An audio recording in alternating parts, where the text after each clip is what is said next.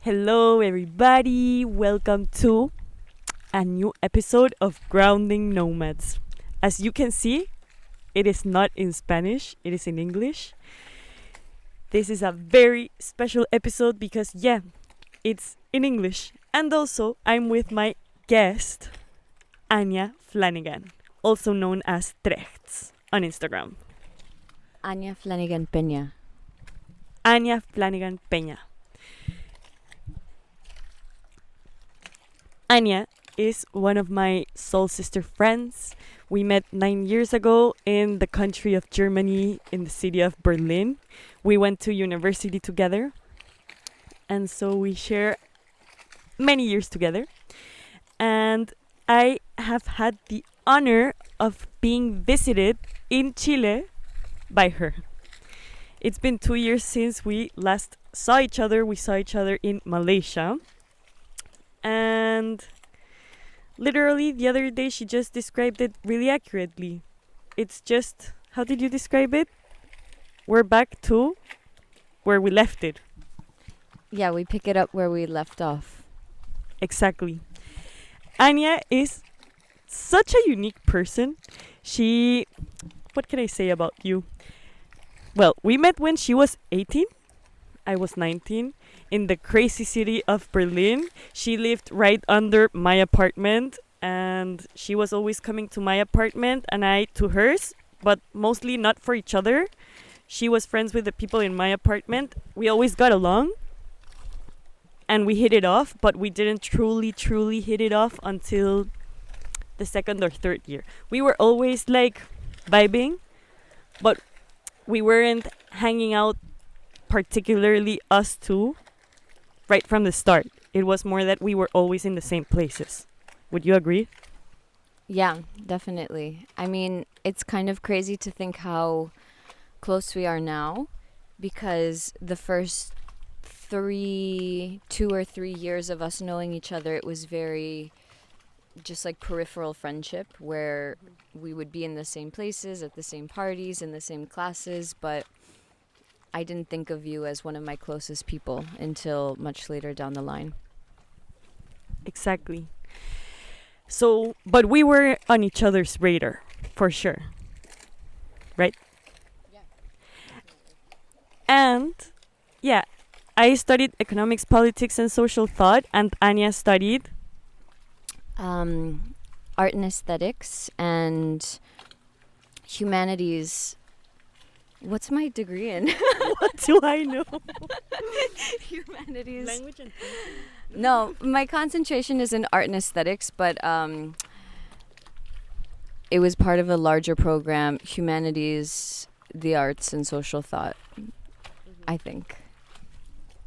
As you can see, titles, university degrees, they don't really matter. They are just titles. Anywho, she studied whatever she studied, focused on the arts, yes. And slowly but surely, she started getting very interested in documentary making, filmmaking. And COVID began when we were in our last semester of college, and we both left at the same time. She went back to B-Town, Baltimore. And all this time in Baltimore, she has been filming a documentary which is already finished, and maybe you can tell us a bit more about it. You know, I'm introducing yourself, but I think you would do a much better job in introducing yourself. What I want to say is that she's my soul sister friend. She studied with me in Berlin the arts. She was born in the States, but she has roots from Peru and from Spain, and she's just about to move to Spain, Barcelona. So if you're in Barcelona, I hope you have the privilege of running into her. All this said, let's give the word to Ania Flanigan Peña. Ania, do you want to add to this huge introduction? Thank you, Colo. That was a long intro. Really long intro. But yeah, everything you said is accurate. We met in Berlin, and At the time, Colo was on a politics and economics track, and I was on a humanities, liberal arts, trying to figure out what I wanted to study and where I wanted to put my attention track. And I think what we both ended up feeling from our time in Berlin was that traveling to different cities and just being present in Berlin during those years of 18 through 22, or I guess for you 19 through 23, was ultimately the biggest education that was sort of an unexpected part of that experience. And while I definitely found a home and a love in the world of film and documentary storytelling, I definitely think traveling and being in the world, meeting people from all over the world, meeting you. I mean, we're sitting here in Santiago, and I grew up in Baltimore, and I have family in Lima. So I was visiting my family in Lima, and it was sort of like, oh, Santiago is not so far away. Maybe I should come to Sicolo. And it's very crazy to be here with your whole family and just feel so at home with you, but in a totally different part of the world, and learning so much about Chilean culture. Last night we were playing cacho. It was so fun. And yeah, it's crazy, all of the spirals and twists and turns that life takes you on to meet these people who end up being major characters in your life story. Yeah, I think that's a very easy to understand way of describing what a soul sister friend is. Feeling at home wherever you go with that person, and being able to meet at wherever place you are at in life and in wherever. Yeah, maybe it's not the same because the place does influence how you are. But there's a feeling of homeliness that is always there. How would you describe soul sister friends?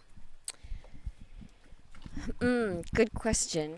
Well, I feel like sometimes it can be kind of cliche where people say what's describe the feeling of home, and I don't remember the exact poetic way people say it, but home is not necessarily a place, it's a feeling when you're surrounded by certain people. And I think some people do have that attachment to a physical place as well, but home has always felt like being surrounded by people who give me that feeling of home. And it happens that a lot of those people live in Baltimore because that's where I grew up.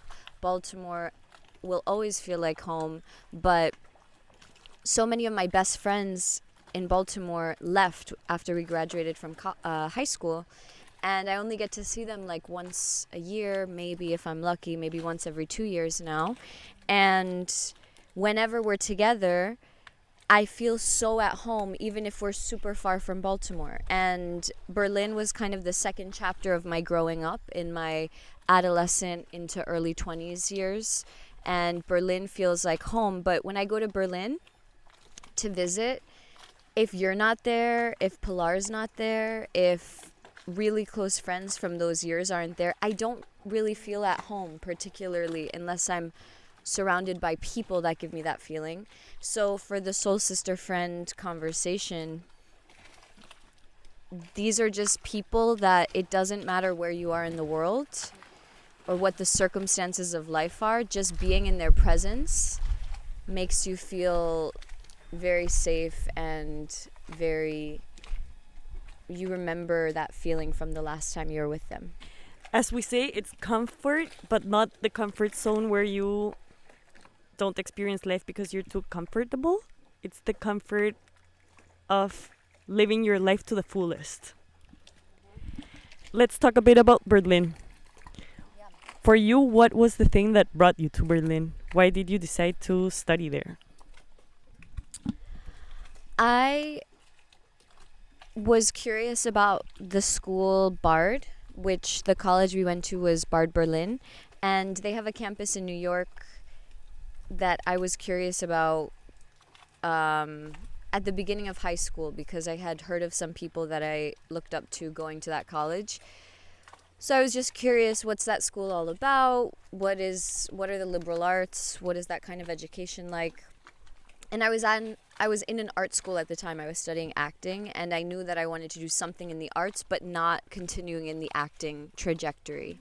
And I saw that Bard had a few campuses around the world, and one of the most prominent ones was in Berlin, and it was a 4-year BA program. And yeah, the Bard Berlin community was much smaller than the campus in New York, and I was always attracted to smaller sized classes. And I mean, that's really saying something, because the school in New York is like 2,500 people, but the school in Berlin I think was like 250 people or something, like 300 max at the time that we were there. So it felt like I knew everyone on campus, and it was a very international community. And there was just a lot of expansion that happened during those years in Berlin, and something in my 18-year-old brain sensed that it would be really good for me. I didn't really have any way to justify it. I don't speak German. I don't have any family in Germany. My parents were like, "What? Why do you want to move to Germany?" But it felt like it made sense, and I went for it, and it was probably the best decision I could have made at that moment in my life. But then, so the decision was very much based in the fact that you liked the college, or there was also a Berlin calling?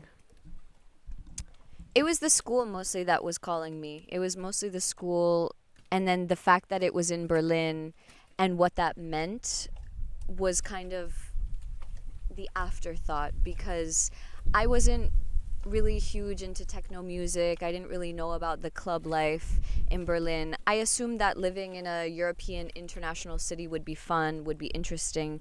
There would be a lot of interesting characters that I would meet, but I wasn't really going for the club scene, going for the techno. And a lot of my education about that world came once I got to Berlin, and once I started going out with friends and learning, wow, this is a really different world. Because I remember there was one hip-hop club, St. Georg, that I always wanted to go to. Like every weekend I was like, let's go to St. Georg, let's listen to hip-hop, R&B. And everyone was like, why would we go there? This is Berlin. This is a techno city. And I was like, oh, okay, I don't really know anything about techno. And then slowly over the years I got pulled into so many fun parties, and I think I had a little bit of my education in real time. But yeah, when I got there, I was just like, coming from the Baltimore world, which was just so different. There was such a different relationship to dancing, music, going out, partying. Yeah.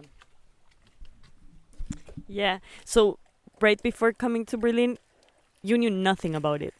I wouldn't say I knew nothing, but for example, I'm about to move to Barcelona, and a huge reason that I want to move there is because of what I know about the city, what I know about the art scene, the film worlds, the just energy in the city around the places, and the movement community, because I also teach Pilates and I love to take movement classes.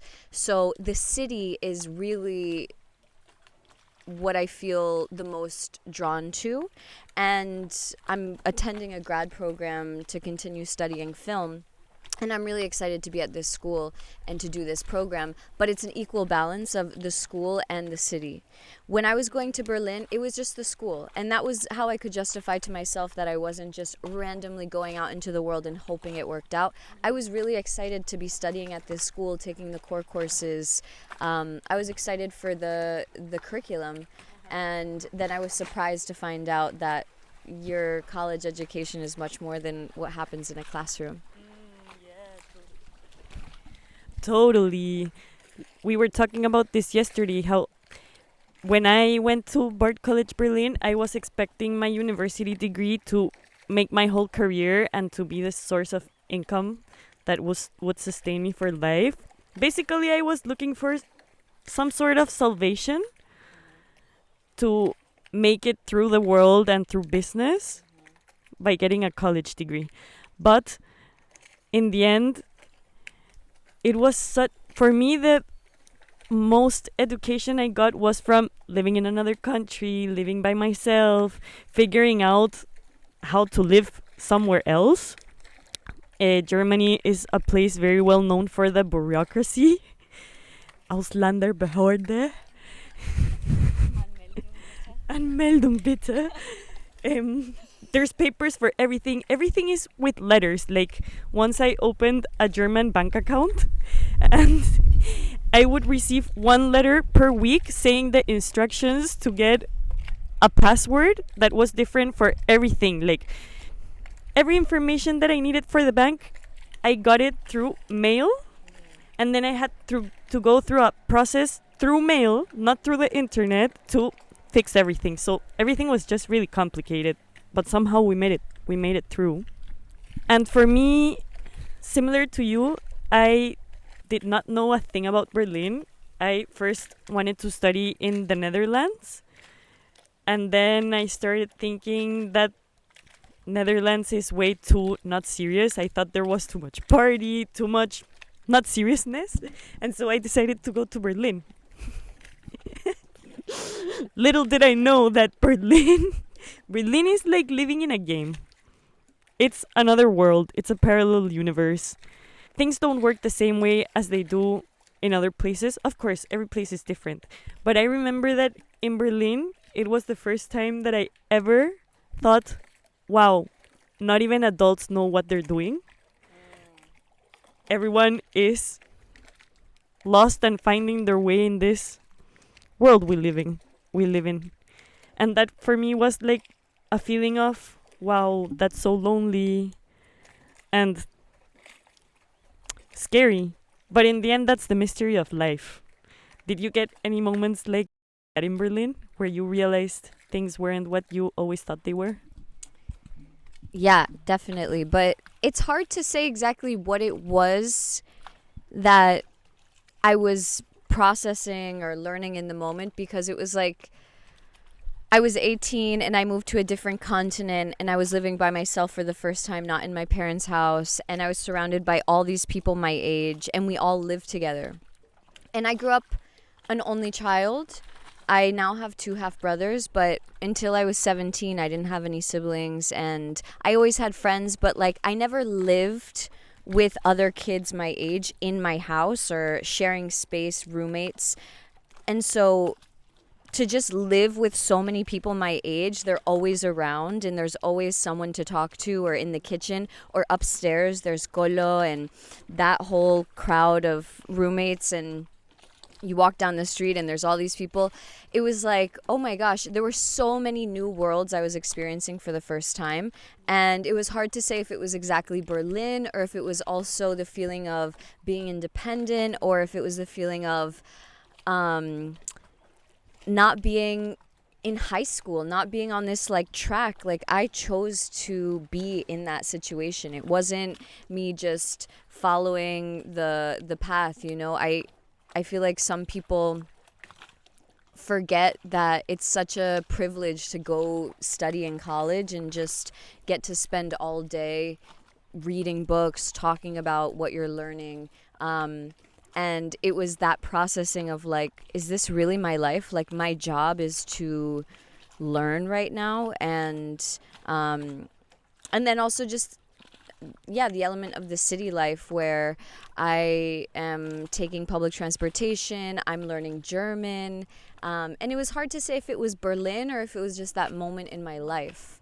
And it was just so much to process. And then by the last year there, I felt like I was finally getting the hang of it. I finally learned German, I would say, pretty well, like B1, B2 level, and I knew the city really well, and I had a really amazing community of my roommates, the people I was living with, and my friends, the people I was socializing with.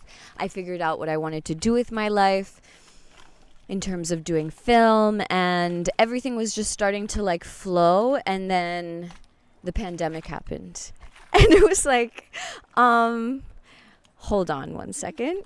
We have to deal with a global situation. And that was really a whole new part of processing. And so it was like right as I was trying to figure out and get into the flow of one part of life and one part of transitions, this huge other transition came. But that's, I think, life is like shit happens. Like it's always going to be happening, and you just have to learn how to react or deciding how you want to react to life as it's happening in real time. There's so many processes going on all the time. Like life is a constant process and a transition, and yes, maybe you already arrived to the transition place you were going, but you're also in the transition of that.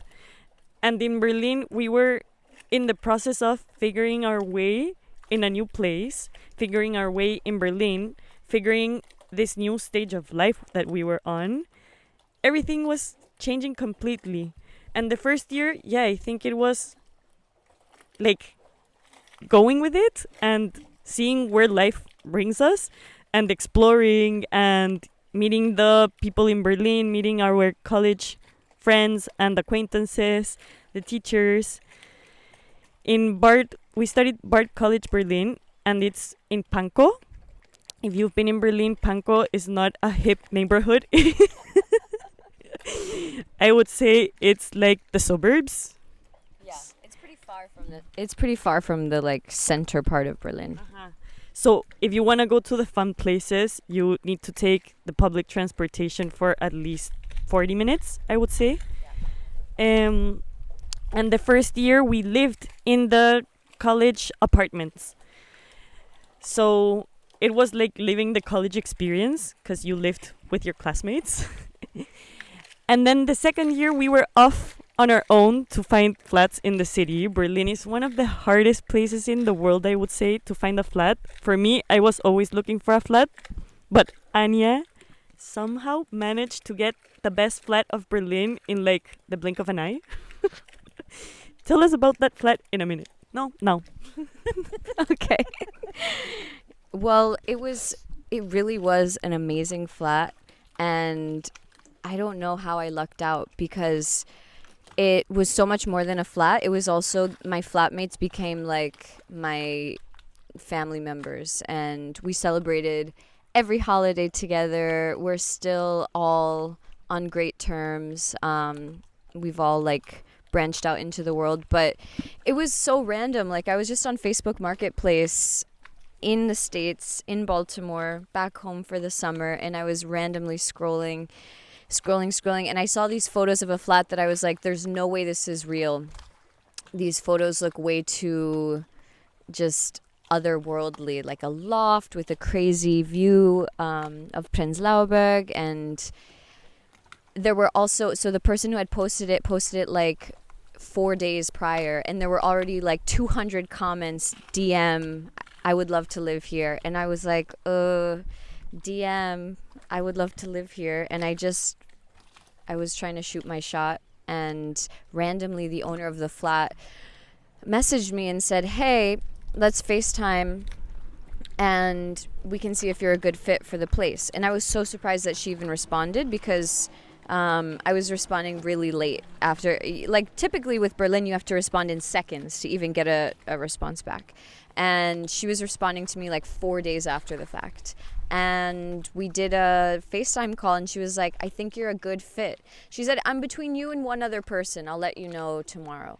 And then she ended up letting me live there, and I was the last one to move into the flat.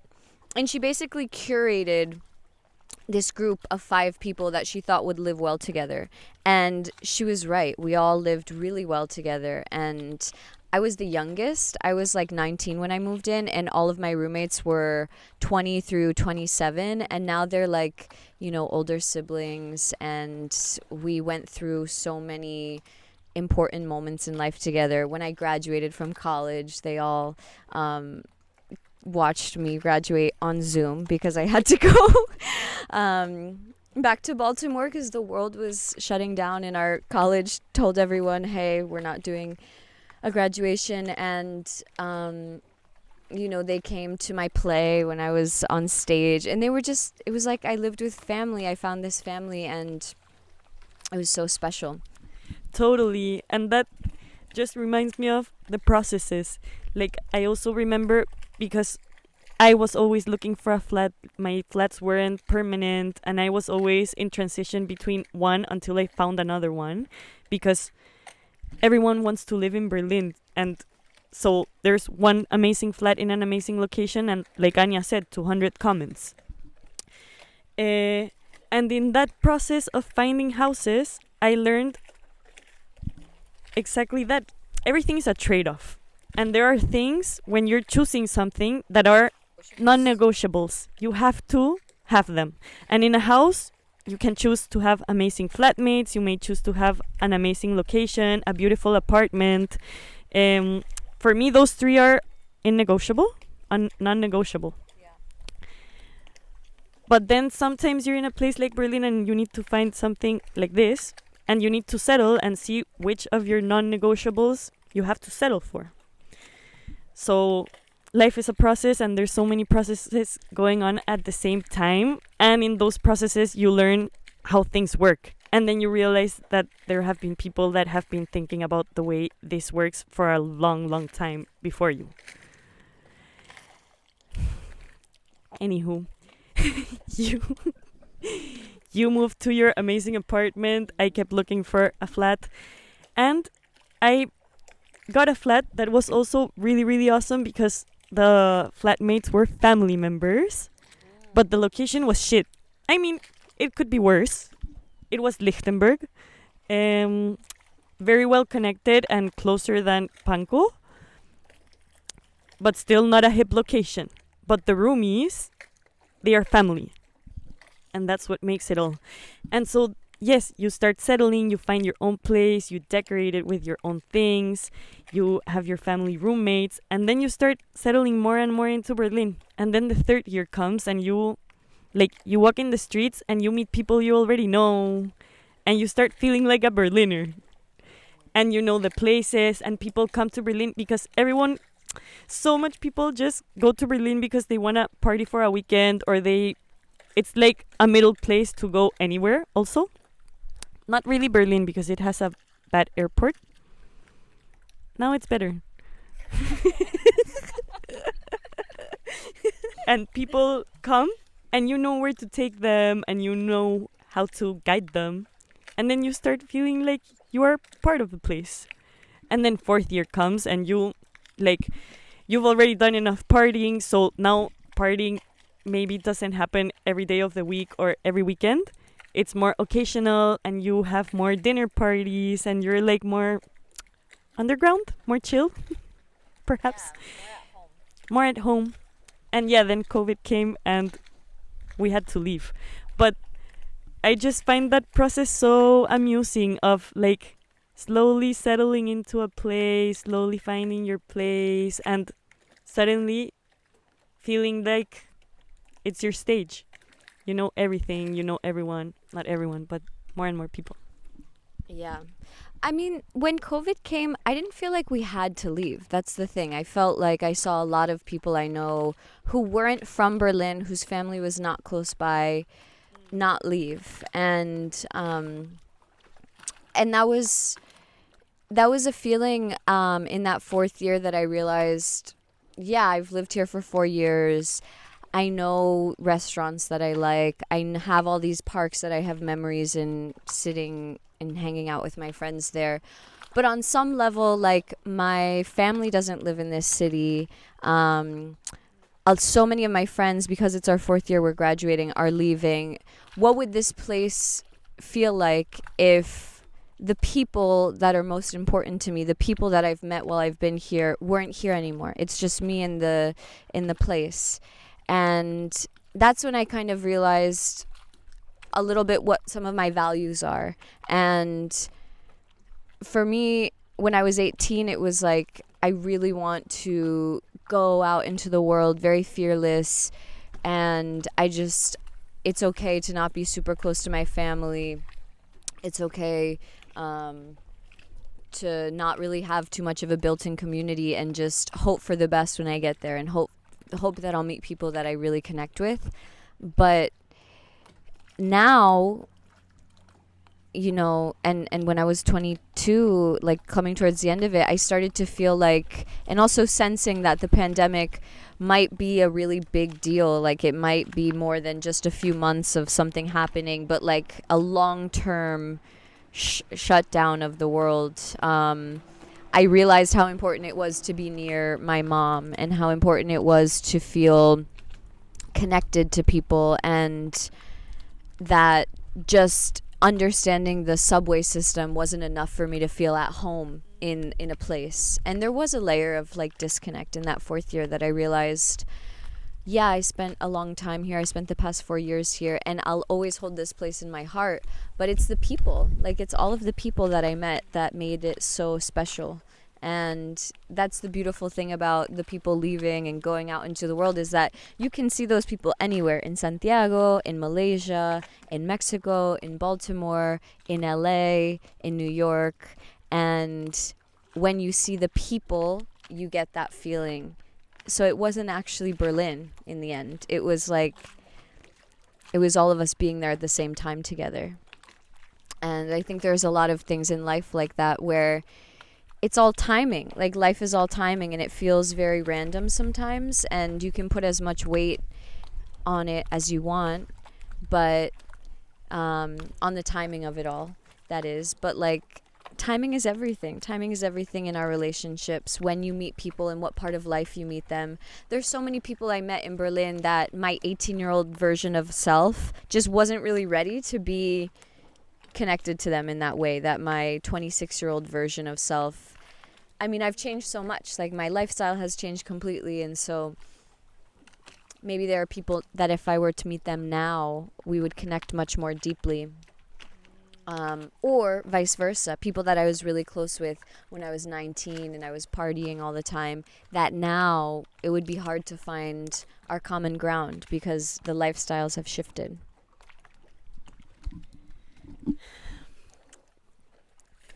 For sure, the people are one of the most important things about the place.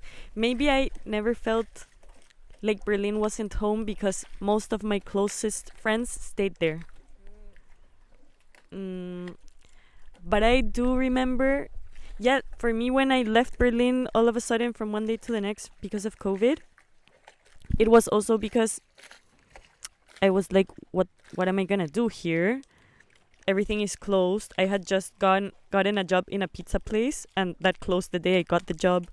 I was in a flat we were 5, and 2 of them were not my piece of cake. So I was like, oh my God, I'm going to get stuck for who knows how long with people that I don't want to be stuck with. And so then I moved back to Chile, but I always had this feeling that I needed to go back to Berlin. And I would see people's stories in Berlin, and it made me feel like I needed to be there. There was this very FOMO, fear of missing out, intense. And now still Berlin every now and then calls me, and I do think, I've been thinking that I want to live there again, but now I also don't see myself living there. But it does hold a space in my heart huge.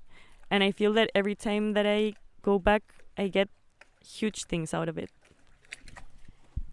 Definitely. Yesterday we were talking about memory and our memories, like remembering your life. And both of us take a lot of photos, a lot of videos. We use those photos as a way to remember what happened. But you know, when you watch a movie and you remember it being the best movie ever, maybe you watched it like 10 years ago and you're like, oh, what a great movie. And then you go to rewatch it and you're like, what did I see in that movie? It wasn't even that great. Or maybe it's about a song or a restaurant or a person or something where you remember it in this really amazing way. And then you go back to it and you're like, the context and the circumstances have shifted and this is so not what I remember it being. And like, maybe I shouldn't have watched that movie again, or maybe I shouldn't have reread that book. Or it can happen in the reverse where you're like, I hate The Alchemist, but I read it when I was I'm speaking as Colo. I really like The Alchemist. But you said like I hated The Alchemist when I first read it, but maybe I should reread it. Maybe it would mean something different to me now. And maybe it would, or maybe you would like it even less now. Who can say? But I have a little bit that feeling with the idea of living in Berlin again. Like the way I was living in Berlin, the mindset I was in, the part of life I was in, those set the stage. Those were the circumstances for being there, and I'm really content with that being that moment in time. But I don't ever really want to recreate something. It's like always forward motion, and because what if you go back and then you realize, oh my gosh, this was not even close to as great as I remember it. Or you go back and you're like, wow, this is way better than I remembered.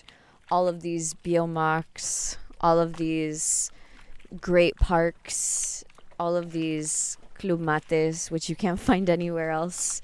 So I don't know. But I don't like the idea of like rolling the dice and trying to do a redo, because you can never do the same thing twice. You can never live in the same city the same way again. So my feeling is more newness. But remember when we went to Berlin 2 years ago? You were there for a month? Mm-hmm. You felt like the movie that shouldn't be repeated? I didn't feel like the movie that shouldn't be repeated, but I felt like, yeah, I'm not in college anymore. Like, I'm just a person in the world, and I had to take off time from my job to come visit and enjoy the summer, and I loved it, but the circumstances had changed. The circumstances had totally changed, and so many people that used to live there didn't live there anymore. Yeah, it was really validating in the sense of FOMO, like, oh my god, everyone in Berlin is having the best time ever and I'm not there. And it's like, actually people have to go to work, people are enjoying their life, but they're people. It's like the human condition. People have to do their thing anywhere they are. So why idealize from across the planet? Why not just be content in your present moment and try to enjoy what's going on? And if you want to try to get back to Berlin, go for it. And I mean, I don't say this to like unencourage you, but also feeling like that time was really special for a reason. And if you went back, it would just be a new endeavor altogether. Yeah, I really feel like going to Berlin when you were 18, yeah, maybe it's a bit risky, because Berlin, it is a place where you can get easily lost. There's a lot of party, a lot of drugs, a lot of substance use, and it's so normalized that you think it's normal. It's hard to find jobs, hard to find a flat, easy to just go on from one night to the next, But you go through that and you find your way and you get a lot of experience. Yeah. And for me, I had only experienced Berlin as a student. And then coming back to Berlin as a non-student, I was working online and going there. I went for 3 months. And for me, it was beautiful. Yes, it was summer, and summer is much different to winter. Winter, it's dark at 3 p.m. and it's gray.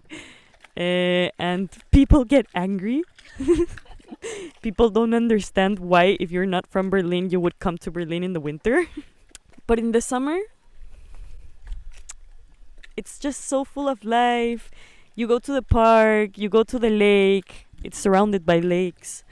And just, I love Berlin because it's a place where you can meet people anywhere. Like sitting in the tram, you meet people. Sitting in a cafe, you meet someone and you become friends. It's a place where it's easy to meet people. It's exciting. Yeah. And maybe I wouldn't live a full year there because I'm not sure if I'm prepared to endure that winter. but it is definitely a place to go back to every summer for me, especially if friends are still living there. And also, historically, there's just so much has happened in Berlin, especially in the world of art, in the world of photography and history. And you feel it in the city, like you feel that a lot has gone down. And coming from Baltimore to Berlin, it was very strange to walk around and see these old buildings. Or like in West Berlin, seeing this church where the top of the church was destroyed, and it's just sort of sitting there with the entire top of the cathedral just like open, and realizing that the city itself has had so many people pass through. Like, it's a very transient city, and I always felt when I was there, it's a great city to live in for a time, but so many people around you are coming and going. It was rare for me to meet people that had been there for 40 years, or people who had gotten married and had their kids there. Maybe because my German wasn't great, so I wasn't meeting as many local residential families. But yeah, it was like a city of movement. So much movement happening, and I loved it. I loved all of it. I loved living there so much. And I'll always, try to go back whenever I can. And I hope that there will always be a friend there. Because that was always the best part for me, was being with people I love. You said that you had a radical change from when you were in Berlin to now. Tell us a bit of that change you've had.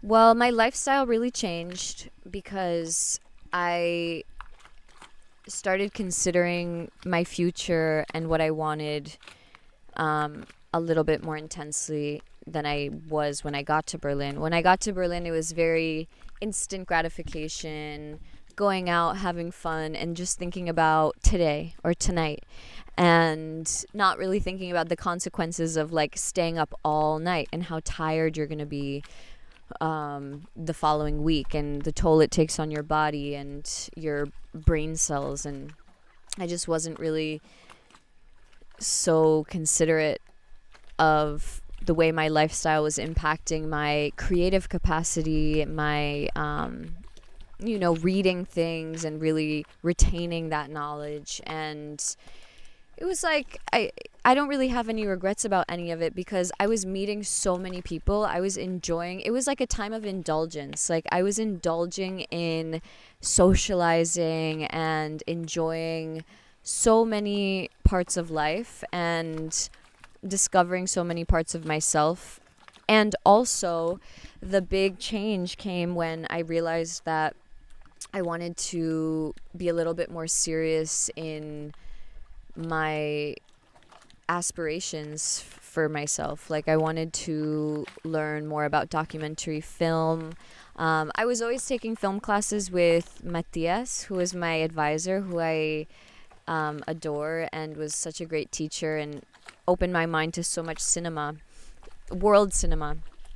And I always had this feeling. And then also April Gertler, she ran the black and white dark room, and I fell in love with analog film photography. And it was like all of these little tastes of things that I really loved, but I wasn't serious. I wasn't taking myself seriously. And then something shifted when I think I turned 21, and I was realizing that this era was sort of coming to a close, and like, what did I have to show for myself all this time exploring and trying? But I really wanted to have work to show for myself. And then I started to shift my lifestyle, and I started to go out less and, like you said, spend more time in the house. More of the gatherings were smaller, dinner parties, talking with friends, going to see a film, talking about the film with people. And slowly, then I moved back to Baltimore.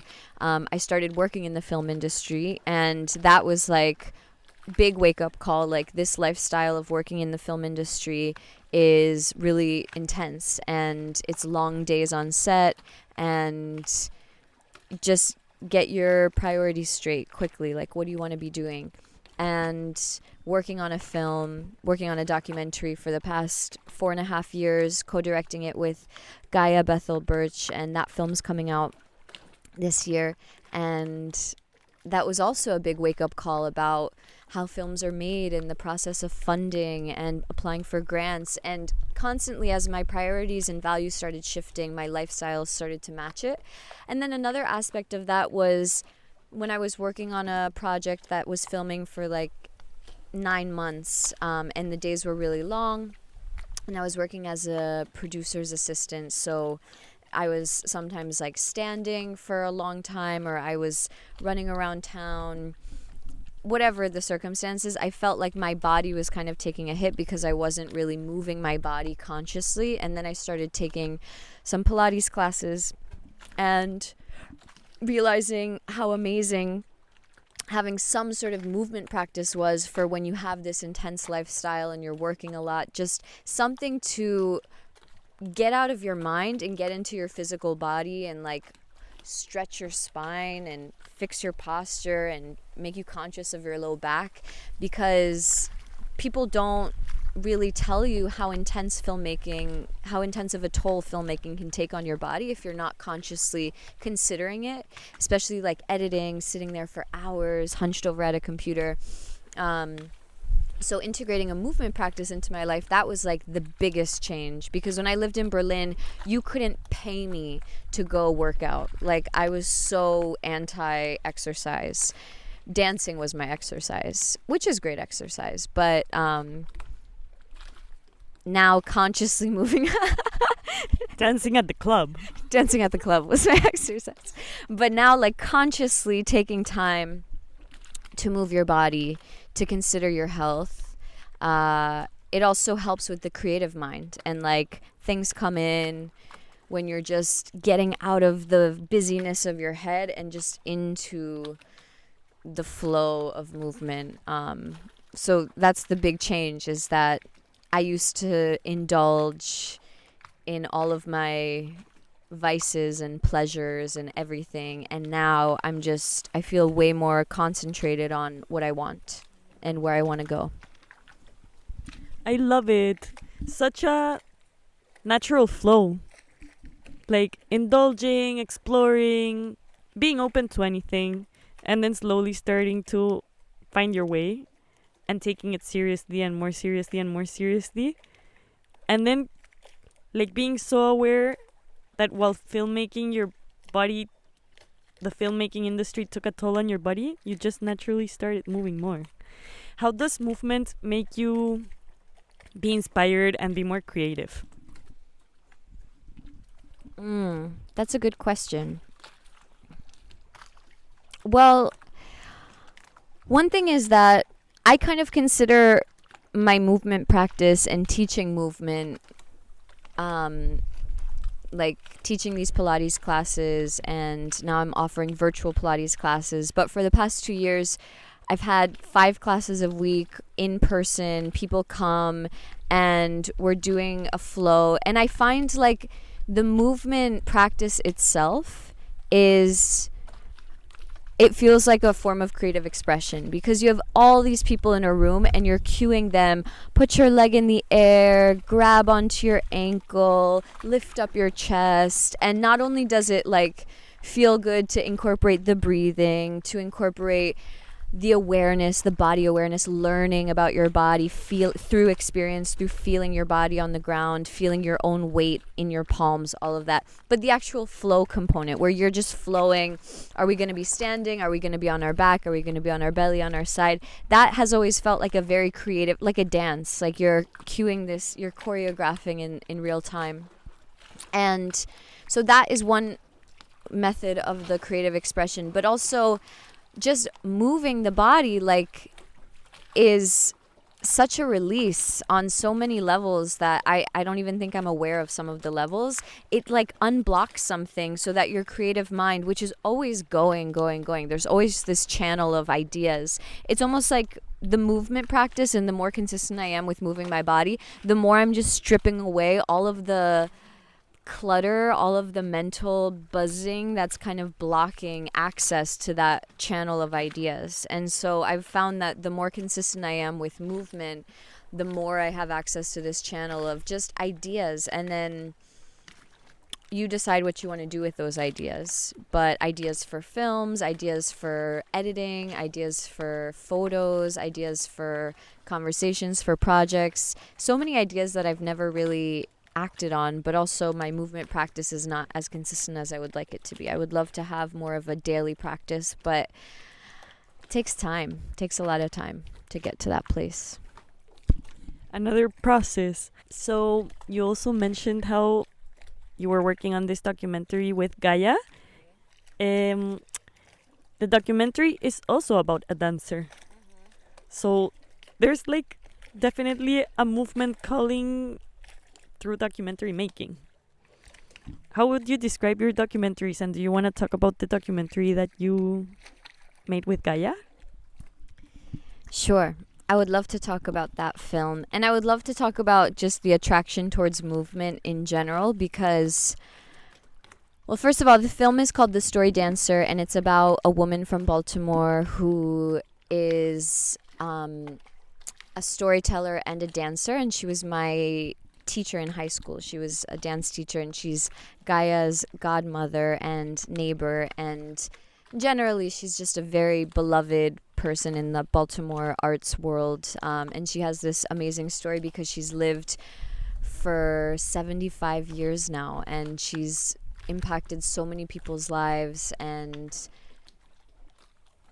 it was important for us to spend a lot of time with her and talk a lot like this, like just casually having conversations about life and seeing what came up. And then we crafted this one aspect of her story because obviously someone who's lived for 75 years has lived so many different lives and interacted with so many different people, explored so many different parts of their self. So it was really challenging to find what part of this life are we going to focus on for this 75-minute film.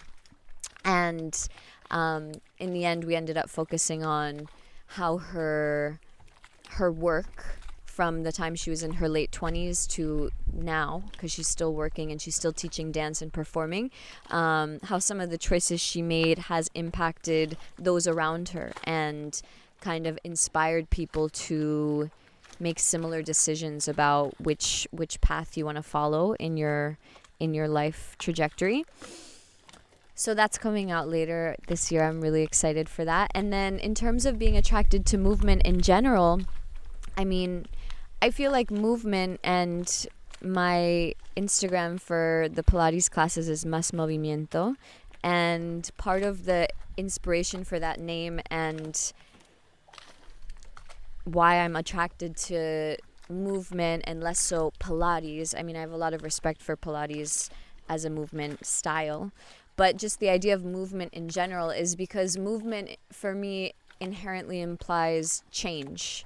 And change is basically the only promised thing in life. Like every great moment and every terrible moment, unfortunately and fortunately, change is going to quickly follow it. And my mom always reminds me of that when I'm feeling really down, and she's like, yeah, well, this is going to change, so just get ready. And also when I'm feeling really great, she's like, I'm glad you're feeling great, but just be mindful that this is going to change. And it's true, everything changes all the time. Change. Our bodies change, our minds change, our relationships change.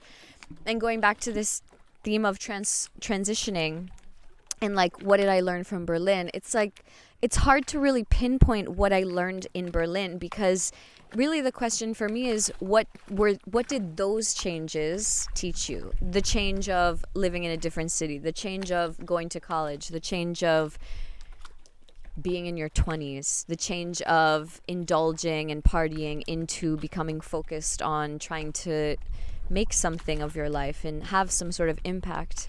And then with relationships, you know, like watching the dynamics between you and your friends, partners, parents, family, watching all of those changes. And it's hard to understand why things change in the way that they do. After being on the planet for 26 years, I feel like I've had so many amazing friends. I've known so many amazing people, and some of them are still in my life, like these soul sister friends who feel like these anchors of, you know, life will change, transitions will come, and I really feel that these women will be anchored close by, and I can always reach out and find like little pieces of myself. But there have been so many friends that have faded away, and it's like, why does life change in that way? I don't really know. Why does the world change? Thinking about like the political climate and all of the sadness, and why, looking for the answers of why is this happening and when will it change? How can this change? The environment is changing, and it's this feeling of like, okay, the only thing promised in life is change, so just get used to it. And another way of thinking about that for me is it's all moving, it's all movement. Your body is moving, your thoughts are moving, your breath is moving, people are moving around the world, so find some sort of peace in that. Whoa. Anicca, Vipassana goers, everything changes. Don't attach to anything because everything changes. What was the relation of this to the Maria documentary? Well, the Maria documentary, the StoryDancer, we filmed over the course of 4 years. So one of the fascinating parts of it was we started filming when I was 22, Gaia was 23. Now I'll be 27 in 2 months, and Gaia will be 28. So we've seen so much change happen in ourselves. I mean, we filmed ourselves sitting at her kitchen table talking to her about her life. So not only did we like physically see our faces and bodies change, but also our artistic minds, the questions we were asking, our interviewing styles, the camera, like the shots we were composing, all of this change, all of this growth documented. And Maria was this amazing and very open person who was willing to sit there with us and answer those questions back in 2020 when we started, all the way up until 2024 when we did our last interview with her. And she also was having her evolution of self. And by opening yourself to a project which is so vulnerable, like, you know, making a film about your life, I think you're opening yourself up to this exploration of all of these versions of yourself, looking at photos of yourself from the past. And then this goes back to the idea of memory, like you're remembering your life, which is why I love taking photos and videos. And last night we were saying it's important to write also, like writing your life as it's happening. And it was just really powerful to go and edit this film, like 36 hours of footage, and so much of the footage is us watching ourselves grow up at her table and exploring her story and crafting a version of it for this film, because the story is never ending. And that's something I felt making this documentary is you could kind of keep making a documentary forever. So it's very hard to find the moment where you say, okay, it's ready now, and you put it into the world. Dude, what a task to decide what you want to show out of 75 years, and filming for 5 years, you get to see the evolution of you and the person you're filming. How do you decide what you want to put in that 1 hour of documentary show? I mean, it was a collaboration between me and Gaia, and It's hard to talk about it without Gaia being here because she's been such a creative partner since day one of this project. And, you know, it was her idea. Like, she came to me and said, I really think we should work on this project and let's make it together. And I was like, great. And I'm so honored that she asked me to co-create with her. But it was really hard because, I mean, this is what I wrote my final thesis at Bard Berlin about, the ethics of documentary filmmaking. And can you ever do it ethically? Can you ever tell another person's story or objectify someone's image in front of the lens in an ethical way? And there are so many instances and examples of films that I don't feel ethically portray people. And it was very important to me, even when I was 22 and I hadn't ever made a documentary yet, to be thinking about this and thinking about my position, my privilege, my perspective as I go into the world of filmmaking, because there's been such a lineage of people who are not considering those things. And I find that that work can be really damaging to the subjects. And it feels like one of the greatest responsibilities and honors to have someone say, yes, you can help to tell a story about my life. It's like a huge deal if someone says that. And yeah, I think for the rest of my artistic career, I'm going to be thinking about how to honor and how to do it in a way that feels good for everyone, and add more beauty to the world and more truth, you know, not trying to ever stray too far from the truth. So now that you have finished the documentary and it's soon gonna be available for anyone to watch, you're also moving to Barcelona.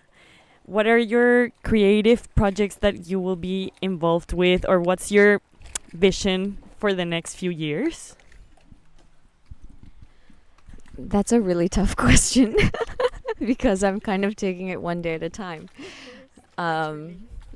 But what's coming to me in this moment is continuing finding the places in which movement and filmmaking can come to meet one another, and coming back to Mas Movimiento and all of the different ways in which movement can take form. So movement of people all around the world, movement of these thoughts. So trying to make films that are inspiring thoughts to shift and reconsider perspectives of the way we're living here.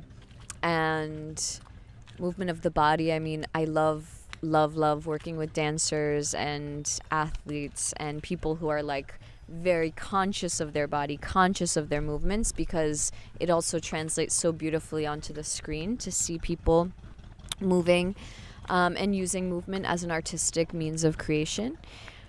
So continuing to find places in which we can let those two worlds come to meet one another. And then hopefully the idea is that being in Barcelona, you know, working with more people from all over the world and coming back to Baltimore, working with friends in the film community there, and just continuing to expand.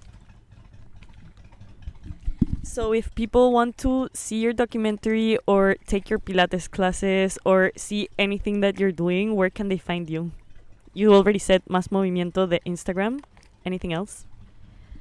Mas Movimiento is the Instagram where you can find the Pilates classes, and now I'm offering virtual Pilates classes every Thursday on Zoom. And then also for the Maria Broom documentary, we have an Instagram, which is Maria Broom Documentary, or we have our website, StoryDancer.com, and we'll be posting about different screenings throughout the year on StoryDancer.com. So those are probably the two best places. And then following on Instagram, my personal account is Trex, and I'll probably just be reposting everything through my personal account. So those are probably the places that you could find me online. Perfect. We have really made un recorrido, a journey through a lot of years, a lot of processes, a lot of transitions, a lot of topics. Ania, thank you for spending time with me. Thank you for coming to Chile. Before closing off, is there any piece of advice you would give to anyone who wants to make a documentary and anyone who wants to start movement or doesn't know anything about Pilates, but you think they would really benefit from doing it?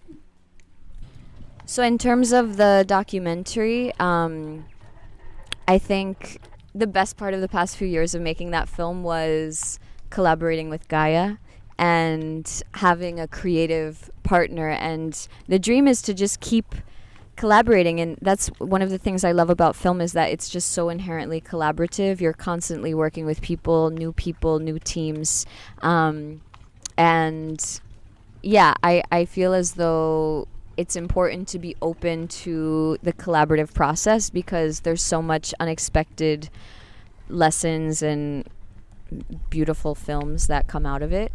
And in terms of the movement practice, I think the biggest thing is never forgetting the importance of the breath, because in all of the movement stuff,